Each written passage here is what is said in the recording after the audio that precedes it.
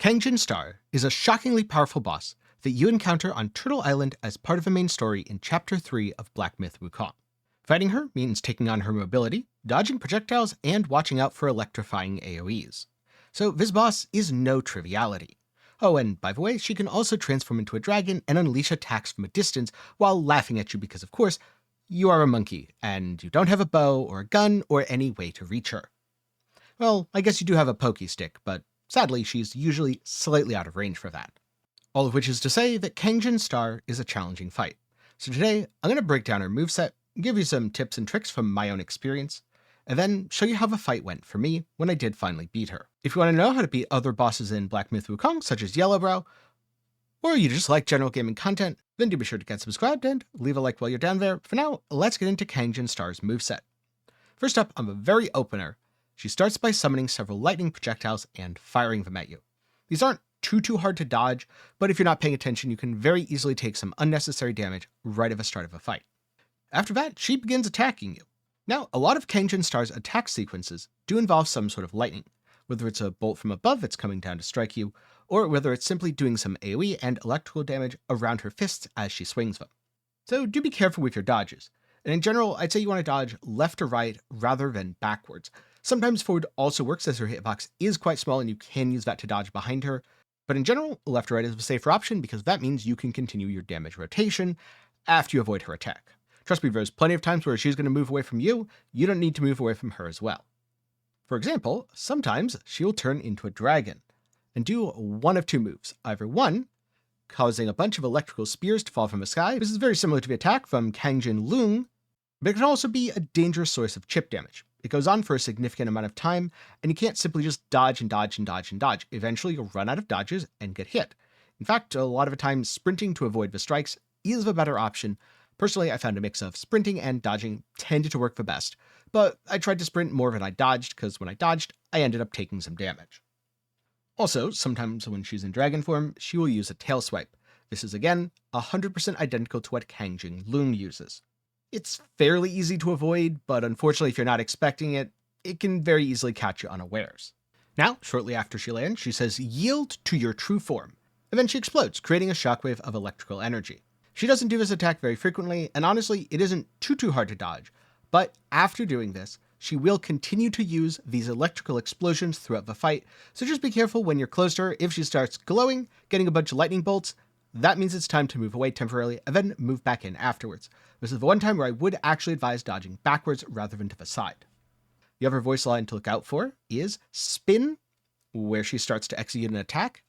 Then she'll say, and flash, following it with either an X-shaped projectile from range or a melee range AoE with lightning if you happen to be closer. There is some tracking on this, by the way, so if you dodge the spin, you will have to dodge again for the flash. Sometimes you can get behind her, but most of the time she's still going to reorient and aim the attack at you. Now, at 50%, she enters her transition phase, summoning more waves of lightning projectiles. Again, try to dodge these. You can either use sprint, or you can use dodge, or you can kind of mix the two, where you dodge if something gets a little bit too close, but otherwise you're just sprinting around. After the projectiles, she darkens the skies, summons a storm, and continues through the transition. Overall, there's nothing super difficult here, but unfortunately, it does get much harder from here on out, because after the transition, a lot of her attacks are accompanied either by more projectiles or more AoE. For example, the Thunder Strike that she did occasionally in the first phase, now it will be multiple consecutive Thunder Strikes. So you have to dodge, rather than simply dodging one time. And also because she becomes more aggressive, it can be genuinely hard to find an opening or finish your combo here.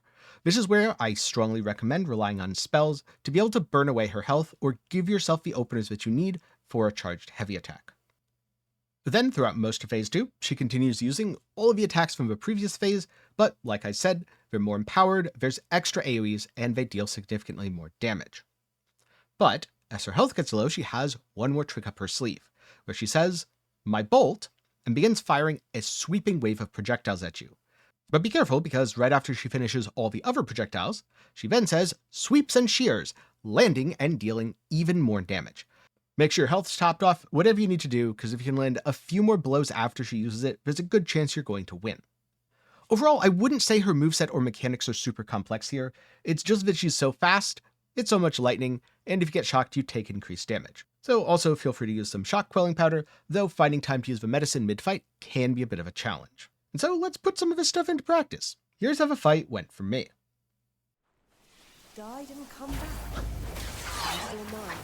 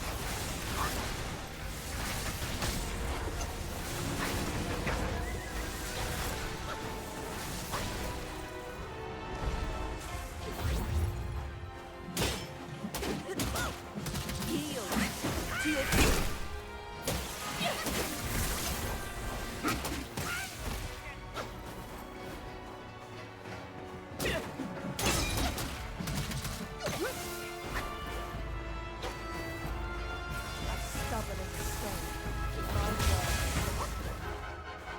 Now that my persuasion's failed, you'll go back to the pagoda and be remade.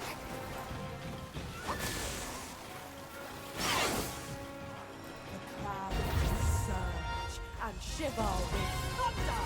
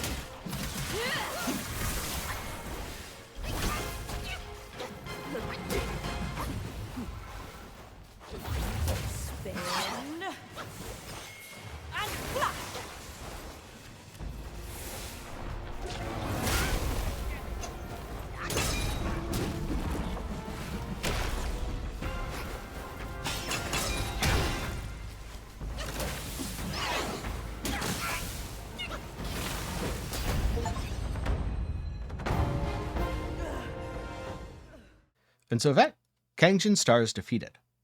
Then you get a fun little cutscene and get to continue on your journey. Personally, I really liked this fight.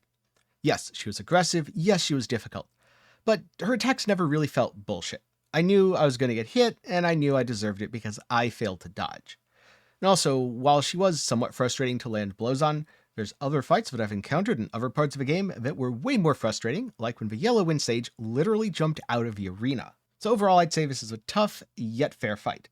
But luckily, she doesn't have that much health, so as long as you focus on using your mana tactically and using spells to burn her down appropriately, you should be able to get the fight done without too many tries. It took me about 4 tries, which is a lot less than many of the other hard bosses. And so that I'm curious, about how many attempts are you taking per boss? For me, there's a lot of bosses, especially the lesser ones, that is 1 try, 2 tries, maybe 3 tries. Then there's a good number that's between 4 and 10. Then there's a few that are like 30 plus. A good example of this is Yellow Wind Sage. I struggled on him a lot. was also doing the fight wrong, didn't have a Wind Tamer vessel and forgot to upgrade my weapon, so that might have been part of it, but still, took me a while. White Clad Noble took me a while. Black Bear Guai took me a while. Turns out I was doing the Black Bear Guai fight wrong because I forgot the vessel there too. Don't worry, for Chapter 4, I did make sure to get the vessel before fighting the boss, and I also did go back to get the Wind Tamer vessel before actually beating the Yellow Wind Sage, so very much lesson learned in that case. But hey, I look forward to seeing some of your answers down in the comments below.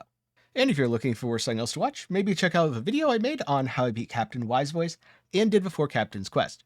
At this point, you're probably past Wise Voice himself, but you want to finish before Captain's Quest, so the rest of that video would definitely still be relevant to you. Link to that is up in the card and down below. Now, before I go, a big thanks to my patrons and channel members for the continued support. For as low as $1 a month, you can make videos just like this one possible. Link to support is down below. And also, a big thanks to everyone who watched to the end. I'm glad you enjoyed the video, and I look forward to seeing you again soon as I continue to share my Black Myth Wukong journey.